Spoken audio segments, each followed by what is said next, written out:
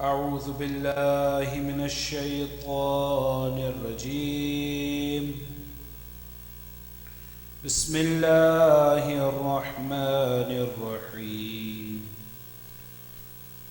الحمد لله رب العالمين، الحمد لله مالك الملك مجري الفلك مسخر الرياح فالق الإصباح ديان الدين رب العالمين. الحمد لله الذي لم يتخذ ولدا ولم يكن له شريك في الملك ولم يكن له ولي من الذل وكبره تكبيرا. الله أكبر. اللهم صل. ثم الصلاة والسلام والتحية والإكرام على النبي الأمي المكي المدني سيدنا ومولانا ومولى الثقلين بالقاسم محمد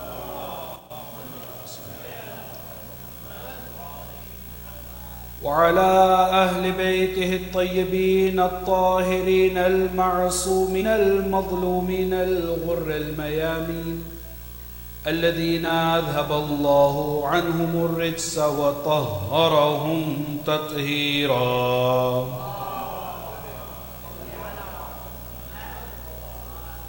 واللعنة الدائمة على أعدائهم من حين عداوتهم إلى قيام يوم الدين. أما بعد، فقد قال الله الحكيم في كتابه الكريم وقوله الحق. بسم الله الرحمن الرحيم. يا أيها الذين آمنوا اتقوا الله وكونوا مع الصادقين. آمنا بالله وصدق الله العلي العظيم.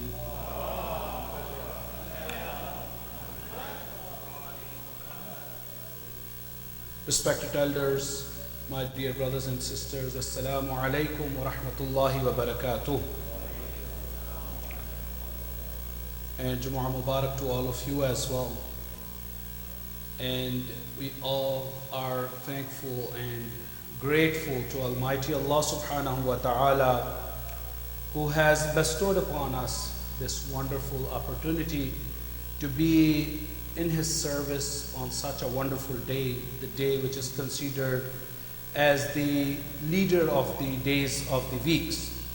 And I find myself also fortunate and privileged that I am invited to this wonderful institution, and I really appreciate and offer my gratitude to our brothers who always invite me to be at your service. And I am thankful to Almighty Allah subhanahu wa ta'ala as well, while praying to bless all of us with the insight to learn about Islam, to get closer to Allah subhanahu wa ta'ala, to value the teachings of His holy messenger and the progeny of the messenger of Islam, inshallah, and help us to act upon whatever we have learned through Quran and through the prophets and Ahlul Bayt's teachings, inshallah, for the strengthening in our faith and for the forgiveness of our sins, for receiving the mercy of Allah subhanahu wa ta'ala on this wonderful day, Friday. It's raining outside, which is another sign of the mercy of Allah subhanahu wa ta'ala, indeed, that brings life to the humanity. So please recite aloud salawat.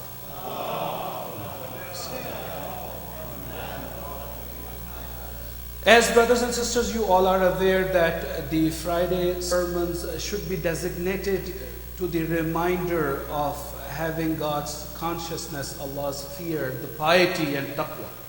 Therefore, the verse which I have recited, it's a very comprehensive verse in Quran. Indeed, every single verse of the Holy Book of Allah is comprehensive, but in one way or other, you see that some of the verses are delivering a wonderful message in a very precise way. So this wonderful verse from Holy Quran is from Surah At-Tawbah, which I just have recited in the beginning of my sermon, and very small, very short verse, and it is from Surah At-Tawbah. Allah subhanahu wa ta'ala says, Bismillahir Rahmanir Rahim. يا أيها الذين آمنوا اتقوا الله وكونوا مع الصادقين.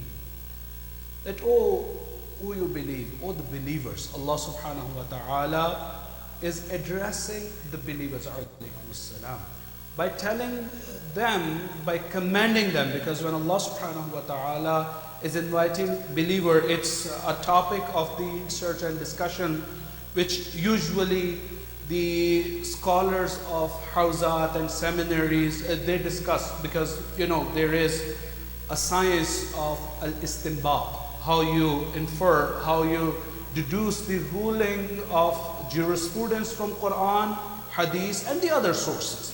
So then when you look at the various verses of Quran, and it is, as a side note, that it is the task assigned to the specialized people. Many of the times what happens that we start reading the verse of Quran, and based on our superficial understanding we say, Quran is saying this, so the ruling does not appear in line with that, so I need to follow Quran. Yes, you need to follow the Quran, but you need to have the understanding that Quran refers that there are some verses which are having clear meaning, but there are many which are ambiguous verses. Quran says, وَأُخَرٌ مُتَشَابِهَاتٌ. So there are clear verses, but there are several mutashabih and the ambiguous verses. So then Allah subhanahu wa ta'ala has given the knowledge of those verses to those people who are deeply rooted in the knowledge and who are the actual inheritor of the book of Allah subhanahu wa ta'ala and the knowledge of Allah subhanahu wa ta'ala. Then it becomes the responsibility of the ummah.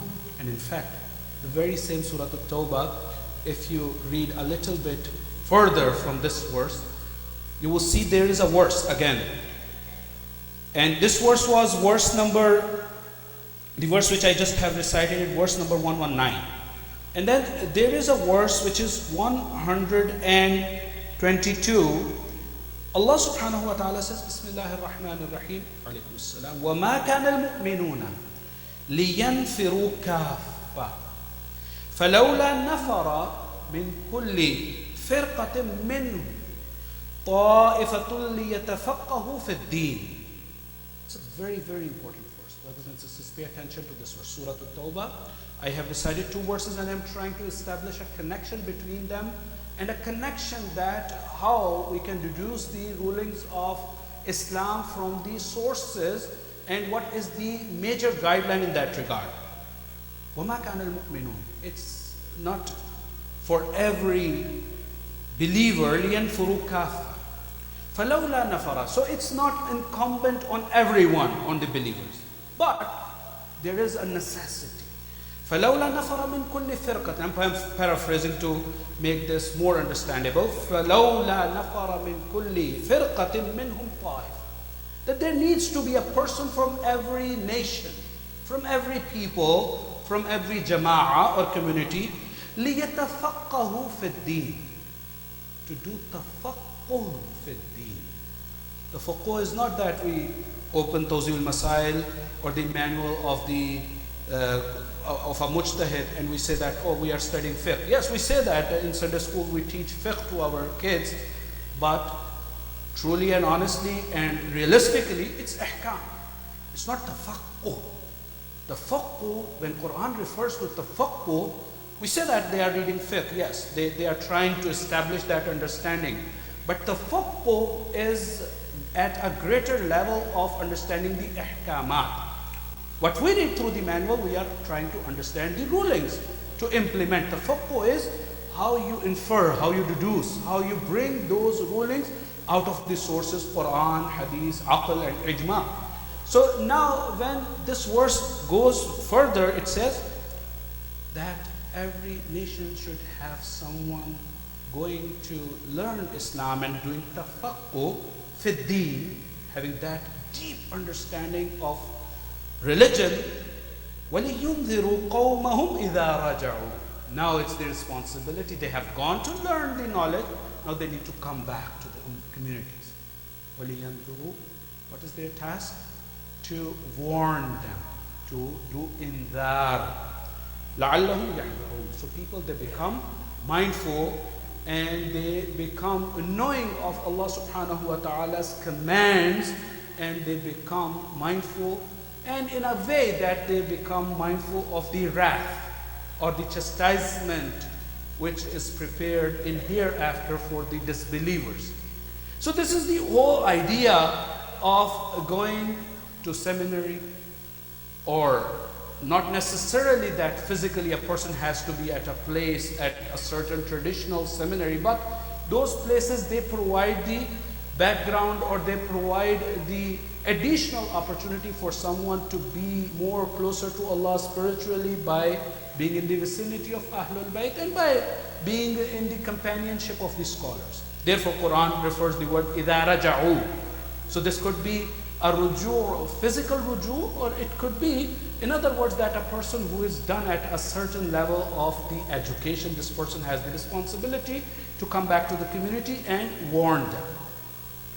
And I'm sorry if it is too much dry and specific topic. Now, let me move back to the verse which I have recited, because this introduction was very important, this preface was very important to understand, because I just have mentioned that many of the times we see in the communities that people who are non-qualified people, they would start giving the rulings about Islam, and many of the times people even do not understand the Quranic teachings. They just know how to read the Quran and how to read the translation. So it's very good, but we need to understand that we do not have that authority to define the rulings of Islam. Quran has given us the criteria.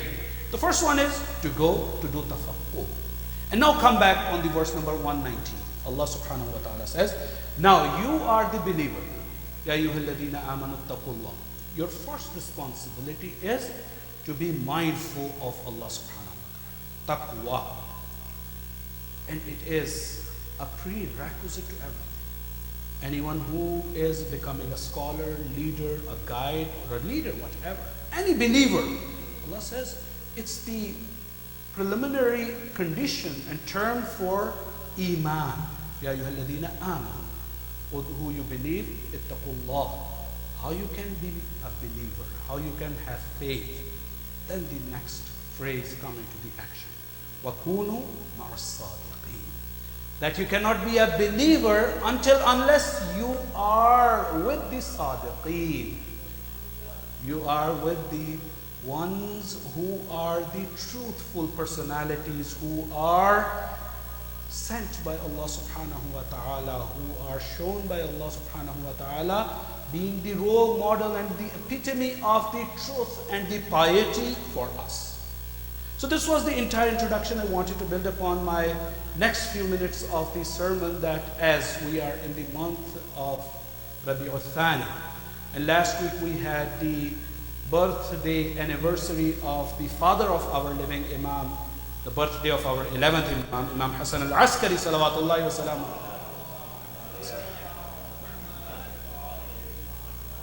So in today's sermon, I wanted to pay our respect and acknowledge that wonderful occasion by sending our greetings to the Imam of our time, because he has a special connection with us, being the father of our living Imam, and also by the introduction which I have just mentioned, he is one of the examples where Allah subhanahu wa ta'ala refers in Quran, Kunu ma'as sadiqeen. That Allah subhanahu wa ta'ala has sent for us, for the last ummah. Because as all of us, we are aware that in Usuluddin, we have Tawheed, Adalat, Nubuwwat, and Imamat is the essential and integral part of the belief system and theological system of Islam. Therefore, we need to know the Imams appointed by the Prophet, and criteria is mentioned in Islam. And Islam has very clearly given us the criteria, the conditions, that who are the Imams. Now, when the time comes, so now I want to take you back to the year 232 after Hijrah. So now this Imam, the 11th Imam, and you need to know a little bit about the political situation of that time to understand and to really value the contribution of our 11th Imam. It's sad fact that our Imam lived for only 28 years. It's not an age, it's a youth age. But you can imagine the animosity and hatred towards Ahlul Bayt in the hearts of the ruling class, not the people. People were so much connected to Ahlul Bayt. You know, the Abbasid, the later Abbasid caliphs, we have these stories from Mutawakkil, for instance. So much hatred towards Ahlul Bayt and forced to stop people from loving Ahlul Bayt. So initially they wanted to keep people in darkness, but later they forcefully, they were torturing, they were killing people. Anyone who had the love of Ahlul Bayt, they would clearly kill that person, but still the followers of Ahlul Bayt, they preserved that love in their hearts. So 11th Imam is living in that time where their faces are uncovered. Before they were disguising their faces by showing that Ar-Rida min Ali Muhammad, that we are the family of the Prophet in a way, that we are related to the Prophet through our ancestor who was the uncle of the Prophet. Therefore, we are the same family. But later people realized no. The hatred and animosity they have in their hearts, if that is not equal to the animosity which Banu Umayyah had in their hearts, it was even greater than that. So we see that Mutawakkil, how many times he tried to destroy the holy shrine of Imam Sayyid al-Shuhada Aba Abdullah al-Husayn salawatullahi wasallam.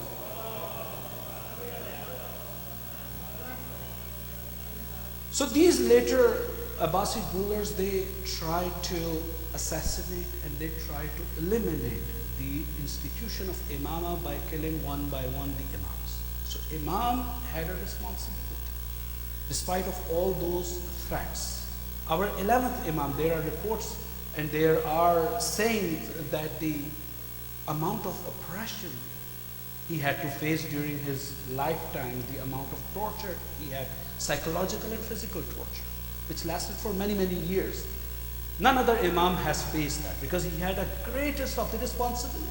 He's the father of an Imam who is going to live until his occultation is over for many, many years. So he had the responsibility at the very first stage to preserve, to protect that Imam after him by keeping him secret, by keeping him in hiding from the enemy. But at the same time, he had the responsibility to reveal it to the believers. Because if he would not let everyone know that he is born, my son is born, who will be the next Imam, the people will have doubt.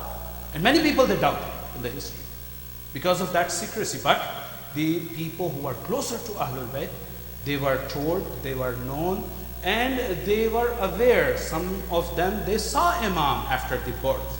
So, to preserve that institution of the guidance of Allah subhanahu wa ta'ala, our 11th Imam, he made that sacrifice by preserving the institution, by taking care and safeguarding his son, and also by telling other people as well. So this is one of the greatest of the contribution of our 11th Imam. Another contribution of 11th Imam is, and inshallah I will summarize the sermon by mentioning to that, and I will quote one example in the second sermon. That was the training of the Ummah as well. Because you know, as I have quoted this verse from Surah Al-Tawbah, the verse number 119, Ya ayyuhalladhina amanu taqullah. Taqwa is the prerequisite of everything. No one can have the claim of being a believer lacking taqwa. Therefore, one of the responsibility and one of the duties every Imam felt obliged with was helping people to attain that piety and taqwa. Therefore, these Friday sermons, these Friday gatherings are one of the best institutions to inculcate and to strengthen our faith, iman, and to establish taqwa. So I will give you one example from one of the ahadith from our 11th Imam in next sermon. One more thing which I wanted to mention, I will just name and inshallah move on very fast, that he established, let me correct the words, he did not establish, it was established before, but he strengthened that institution of the network of the representatives of the Imams. Because before 11th Imam, even during the time of 11th Imam, still there was an opportunity for people to go and ask their questions from Imam. Physically, they had this opportunity. Maybe it was difficult for someone living in Khurasan to travel all the way to Baghdad or Kabumain or to Medina But still, there was an opportunity. People, they would go, they would come back, they would tell about the Imams. But now, from 11th Imam onward, because during the time of 11th Imam, and that is one of the reasons why he was oppressed, one of the Imams who was most oppressed, that people did not have opportunity to see. We all know his title is Al-Askari. But Al-Askari comes from Muaskar, cantonment. He was under serious house arrest. It was a place where only the army people would live. So, to the extent we have narrations from the historical accounts that he would tell people, you see me in the street, do not reveal your identity. People would come as they are selling, for instance, cucumber sellers or the oil sellers. They would come, they would sit in the street, and when Imam would pass, they would do ziyarah. And sometimes Imam would say, whenever you look at me, do not say salam, because then your life will be in trouble. Look at the love and affection our Imams have in our hearts. Very similarly, sometimes we become hopeless that our Imam, he is looking at us, we are distressed, there are difficulties, there are atrocities, there are oppressions. Rest assured that our Imams are more concerned than us for ourselves and our safety. We have seen that throughout the history. In fact, Quran speaks about that. That wonderful verse of Quran where Allah says about the Prophet, Azizun alayhi ma anid. Whatever goes through in your life in terms of difficulties, stresses, trials, tribulations, Prophet has a greater pain of that difficulty. He feels that pain, what you feel in your life. So this is affection which our Imams have in their hearts. So never lose your hope that our Imam is watching us and we are going through the atrocities. It is a system of Allah subhanahu wa ta'ala. Only He knows when the time of Faraj will come. So I pray to Allah subhanahu wa ta'ala to bless us with the insight of understanding the teachings of Ahlul Bayt, Ya Allah. Bismillahir Rahmanir Rahim. قل هو الله أحد الله الصمد لم يلد ولم يولد ولم يكن له كفوا أحد صدق الله العلي العظيم. Please recite 3 loud salawat.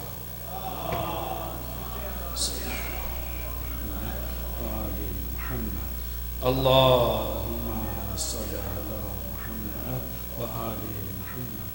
اللهم صل على محمد. أعوذ بالله من الشيطان الرجيم. بسم الله الرحمن الرحيم. الحمد لله نحمده ونستعينه ونؤمن به ونتوكل عليه ونشهد أن لا إله إلا الله وحده لا شريك له ونشهد أن محمدا عبده ورسوله. اللهم صل على محمد المصطفى خاتم النبيين وعلى علي أمير المؤمنين وعلى فاطمة الزهراء الصديقة الكبرى وعلى الحسن والحسين سيدا شباب أهل الجنة وعلى علي بن الحسين زين العابدين ومحمد بن علي باقر العلم الأولين والآخرين وجعفر بن محمد الصادق البار الأمين وموسى بن جعفر الكاظم وعلي بن موسى الرضا المرتضى ومحمد بن علي التقي الجواد وعلي بن محمد الهادي والحسن بن علي الزكي العسكري والحجة بن الحسن القائم المهدي حججائك وإمنائك على بلادك. اللهم اغفر للمؤمنين والمؤمنات المسلمين والمسلمات الأحياء منهم والأموات. تابع بيننا وبينهم بالخيرات إنك مجيب الدعوات إنك قاضي الحاجات إنك رافع الدرجات إنك على كل شيء قدير. وصلى الله على محمد وآله الطيبين الطاهرين. بسم الله الرحمن الرحيم. وبه نستعين إنه خير ناصر ومعين. رب اشرح لي صدري ويسر لي أمري واحلل عقدة من لساني يفقهوا قولي. أما بعد أيها الإخوة والأخوات أوصيكم ونفسي بتقوى الله النظم أمركم. Dear brothers and sisters, I would enjoin myself first and foremost, and then all of you, towards the piety, towards the righteousness, towards the taqwa, which is indeed the only course of salvation. As I promised in the very first sermon that I will speak about one of the ahadith of our 11th Imam. There are numerous ahadiths. We have wonderful work of ahadith by our 11th Imam in terms of the aqidah, faith. In fact, Ziyarat Jami' al-Kabir, which speaks about the concept of tawheed, nabuwwat, ma'ad, imamat. Wonderful piece of excellence in terms of understanding the reasoning and rationale behind Islamic teachings as well. But very quickly, just one very short saying of our 11th Imam in the interest of the time. As I have mentioned, that he paid a special attention towards the bringing the morals and the characters of the believers at a standard, and he wanted to establish a unity among the ummah. How that unity can be established? Many of the times we see in the society that we are not ready to tolerate or anything, but we want to have the unity. We don't want to have compromise, and that begins from the households. That begins at a very micro level from the households, and then the families, and then the greater families, and the community, and then the society. Many of the times there are the things where there are the differences just for the difference of the style and the opinion. That has nothing to do with the Islamic core values, but we become firm, and we see that sometimes those egos, they destroys the families, they destroys the communities, they destroy the society. So Imam alayhi salatu wasalam, addressing that issue, has given us two beneficial things. He says, قال الإمام العسكري عليه الصلاة والسلام صلى الله عليه محمد وعلى خصلتان ليس فوقهما شيء. There are two qualities, two attributes. If one were to establish just these two qualities, I think the entire religion would be sufficient. Imam says, there are two qualities, there are two traits, and none other trait can be better than that. Al-Imanu billah, verily having faith, the true faith in Allah subhanahu wa ta'ala, Tawheed. Because I always say that Nabuwwat, Imamat, and all other things, they come under the umbrella of Tawheed. They are the essential components to understand the actual Tawheed. So when Imam says Al-Imanu billah, that refers to that theological dimension of the faith and the religion. And then very eloquently and beautifully he addresses the other issue. وَالنَّفْعُ الْإِخْوَانِ. Two words in Arabic. وَالنَّفْعُ الْإِخْوَانِ. There are two traits. The first one, having faith in Allah, and the second one, that you become beneficial for the believers, for the other people. نَفْعُ الْإِخْوَانِ. That wherever you are, you should be the source of blessing. You should be source of benefit to other people. You know, it sometimes wonders me that many of us, we read the words of other intellectuals. That, for instance, that we paraphrase without mentioning the name or without mentioning the actual quote, but the idea is, don't ask what we have done for you, ask what you have done for others. So the idea goes back to the Islamic teaching, Naf'ul Ikhwan. Do not ask that how people have benefited you. Ask yourself how you have benefited other people. How you are beneficial to your children at a very micro level. For your wife, for your family, for your children, and then your extended family, for your parents, for your brothers and sisters, Silatul Arham. Then your other family members, and then the society, and then the community. So Imam alayhi salatu wasalam is saying the true Shia, the true believer, or anyone who wants to adapt any quality, who wants to adorn the quality and the character of someone, he needs to have two qualities. Number one, having faith in Allah, and number two, needs to know that what kind of benefit I can give to the society and to other brothers. Do not look always what I am getting from them. Think how I can. And you know, it's another wonderful, wonderful saying in Arabic that a faqidu shay cannot be a mu'tiyu shay. So if someone is lacking something, cannot give it to others. If I do not have $5, I cannot give it to someone. First, I need to have that so I can give it to other people. So in other words, Imam is saying, when you want to give benefit to other people, then you need to make yourself capable of that. Strengthen yourself in terms of Iman, faith, quality, character. So whenever you become that strong, then automatically the society, your other brethren in faith will get benefit of that. That shows us the very important teaching of Islam regarding hukukul ibad, the rights of the people, rights of the other individuals who they have rights on us. So I pray to Allah subhanahu wa ta'ala to bless us with the insight and the help so we can strengthen our character, we can purify our character so we become beneficial for ourselves as well, and this benefit extends to others as well. Oh Allah, forgive our major and minor sins. Oh Allah, we pray to you for your mercy. Oh Allah, deal with us on the day of judgment with your mercy and with rahmah. Oh Allah, make us closer to Ahlul Bayt in this world and in hereafter. Grant us the tawfiq of their ziyarat in this world and shafa'at in hereafter. Oh Allah, make the reappearance of Imam of our time as soon as possible and include us among his supporters and companions, Ya Allah. Oh Allah, the sick and the patient in our community, in our family, oh Allah, bless them with the divine recovery, Ya Allah.